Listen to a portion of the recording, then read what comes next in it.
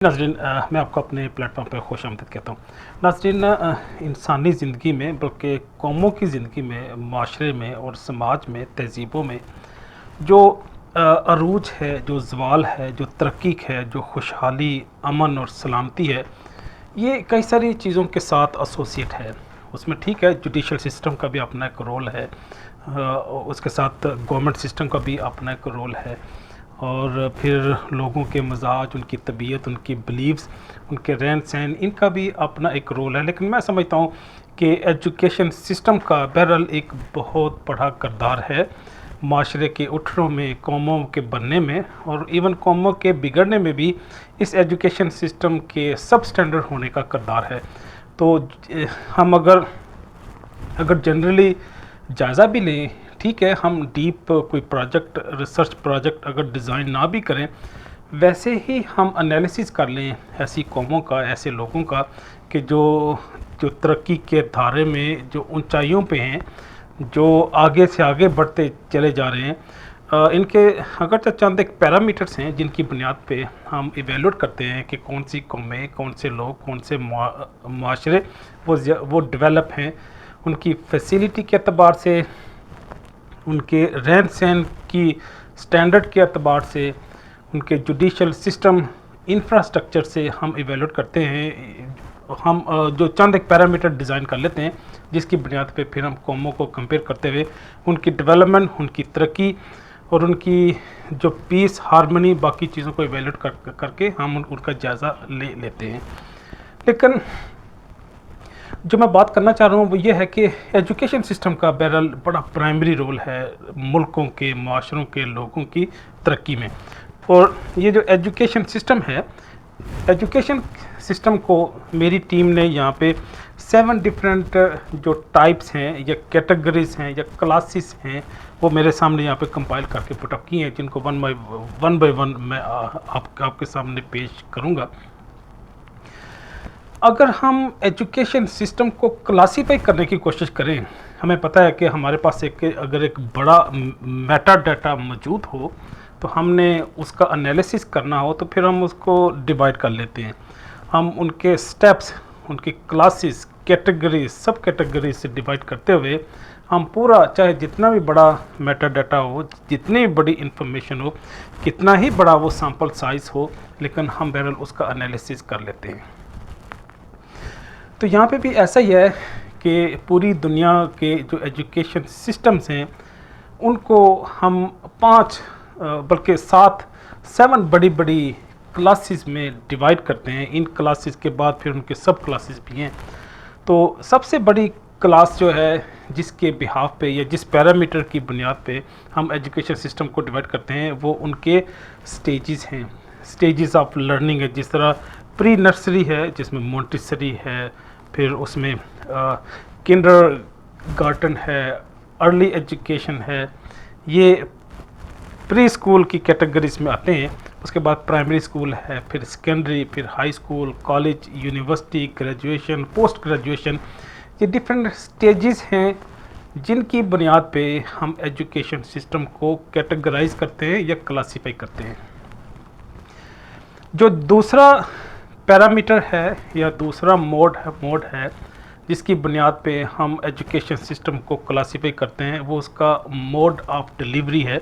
Mode of delivery mean वो formal structured education हो सकती है जहाँ पे टीचिंग स्टाफ है, फैकल्टी है, क्लासरूम है, लाइब्रेरी, जिम्नेजियम, ऑडिटोरियम, ये सारी चीज़ें मौजूद हैं, इंफ्रास्ट्रक्चर है। वो एक स्ट्रक्चर्ड फॉर्म में हमारे पास एजुकेशन का सिस्टम मौजूद है। तो दूसरा जो है वो नॉन फॉर्मल है।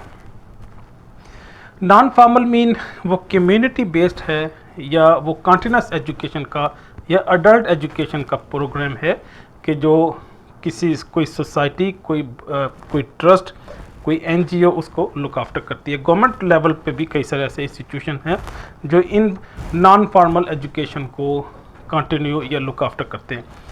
तीसरा जो इनफॉर्मल एजुकेशन सिस्टम है इसी मोड ऑफ डिलीवरी में, इस सिस्टम में इसको ऑर्गेनिक सिस्टम भी कहते हैं, जिसमें किसी भी इंसान के, उसके पेरेंट्स, उसकी मॉम, उसकी डैड, उसकी फैमिली, उसकी सोसाइटी, कम्युनिटी मिल के एक शख्सियत को डेवलप करते हैं, उसका करेक्टर बिल्डिंग करते हैं, उसके बाद वो उस माशरे का, उस कौम का, उस फैमिली का एक प्रोडक्टिव पार्ट बन जाता है। जो तीसरी क्लास है वो, या तीसरी हमारे पास कैटेगरी है, या तीसरा जो क्राइटेरिया है जिसकी बुनियाद पे हम एजुकेशन को, उनके सिस्टम को डिवाइड या सब डिवाइड करते हैं, वो पर्पस है, वो फंक्शन ऑफ एजुकेशन है कि किस फंक्शन के लिए हम पूरे एजुकेशन सिस्टम को खड़ा किया है या उसको एस्टेब्लिश किया है। जनरल हो सकता है जिसमें हम जनरल इंफॉर्मेशन लोगों को देते हैं, वो चाहे उनकी अपनी रहन सहन के हवाले से हो, या मैथमेटिक्स के हवाले से हो, या ज्योग्राफी, जियोलॉजी, इस तरह की इंफॉर्मेशन हम लोगों को देते हैं। दूसरा वोकेशनल है। वोकेशनल में हम पर्टिकुलर स्किल, प्रोफेशन डेवलप करते हैं लोगों में, लर्नर में, स्टूडेंट्स में। वो प्लम्बिंग हो सकता है, इलेक्ट्रीशियन है, फिर और ड्राइविंग के अतबार से मैकेनिकल हो सकते हैं, पैरामेडिकल के कई सारे कोर्सेज ये वोकेशनल ट्रेनिंग इंस्टीट्यूशन में या वोकेशनल एजुकेशन सिस्टम में आएंगे। इसी पर्पस और फंक्शन के अतबार से जो क्लास है, जो तीसरी सब कैटेगरी है, इसमें स्पेशल एजुकेशन है। हमें पता है कि कई सारे ऐसे स्टूडेंट्स, लर्नर हैं, वो स्पेशल किड्स हैं या स्पेशल स्टूडेंट्स हैं, उनकी नीड भी फिर स्पेशल होगी। तो ऐसे हैंडीकैप स्टूडेंट्स के लिए फिर फैकल्टी भी अलग होती है जिनकी पर्टिकुलर ट्रेनिंग होती है और वो पर्टिकुलर स्किल डेवलप करते हैं स्टूडेंट्स में। एडल्ट एजुकेशन है, जो बड़े हैं, जिनको कंटिन्यूसली अपने स्किल को रिफ़्रेश करने की ज़रूरत होती है, वो इस एडल्ट एजुकेशन में आएंगे।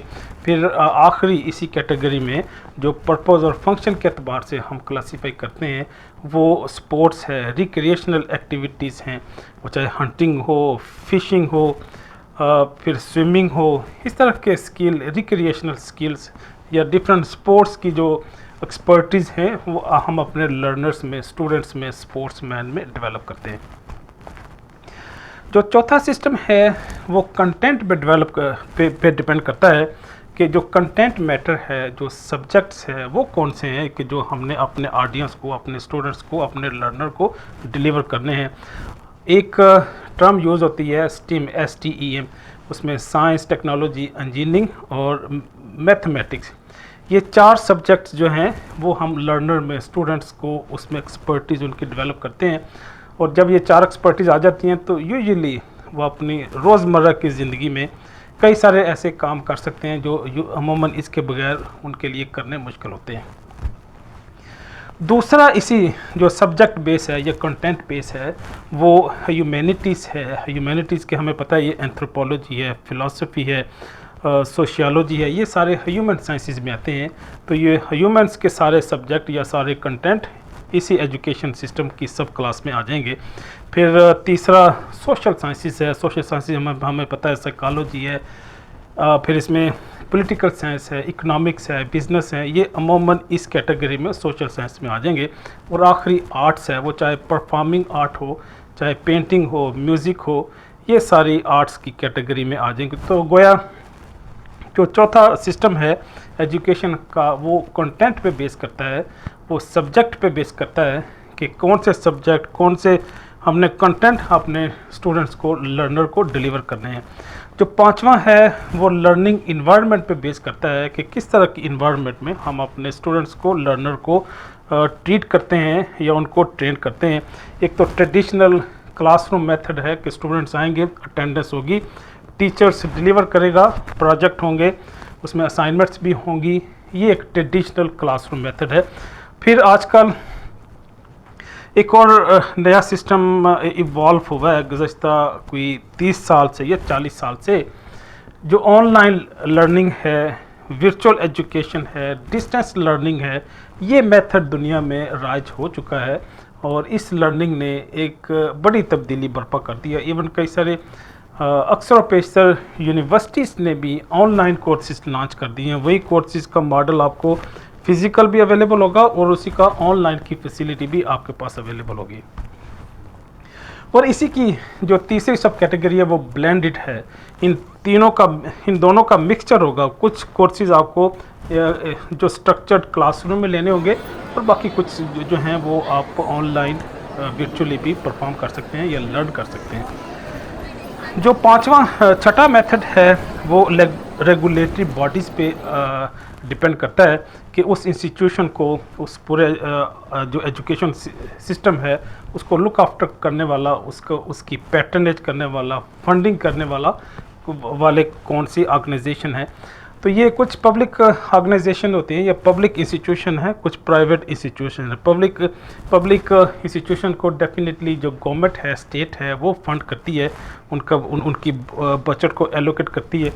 जो प्राइवेट हैं उनको प्राइवेट कोई ना कोई सोसाइटी, कोई बोर्ड ऑफ, कोई ट्रस्ट होगा, ऑर्गेनाइजेशन होगी जो उसको लुक आफ्टर करेगी।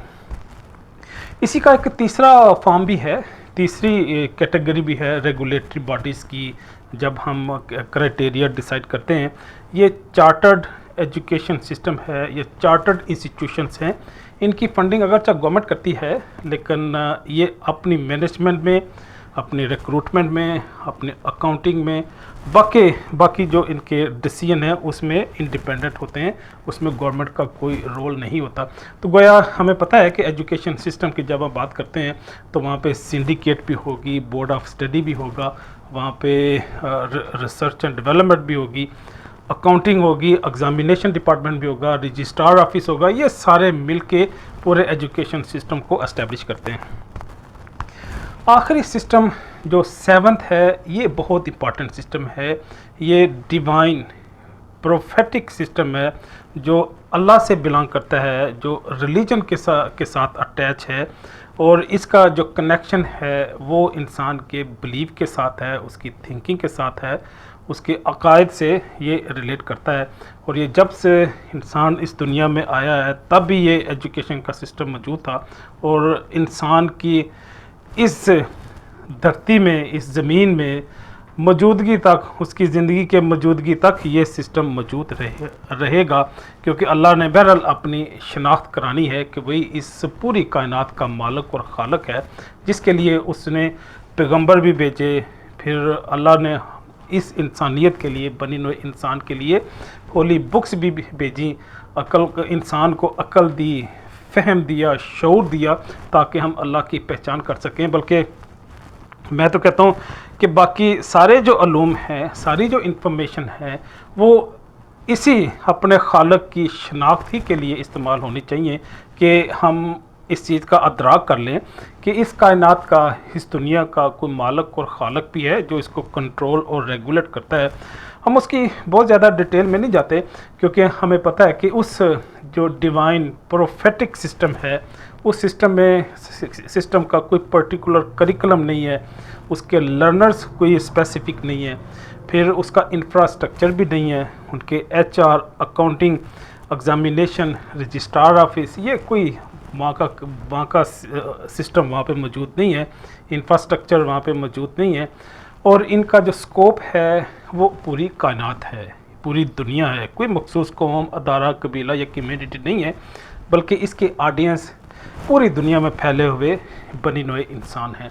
तो गोया ये 7 डिफरेंट एजुकेशन सिस्टम है जिनको हमने एक मखसूस क्राइटेरिया के तहत क्लासीफाई किया, और इन राइटिंग फॉर्म में भी हम जो मेरी टीम के लोग हैं इनको आपके सामने डिस्प्ले कर देंगे।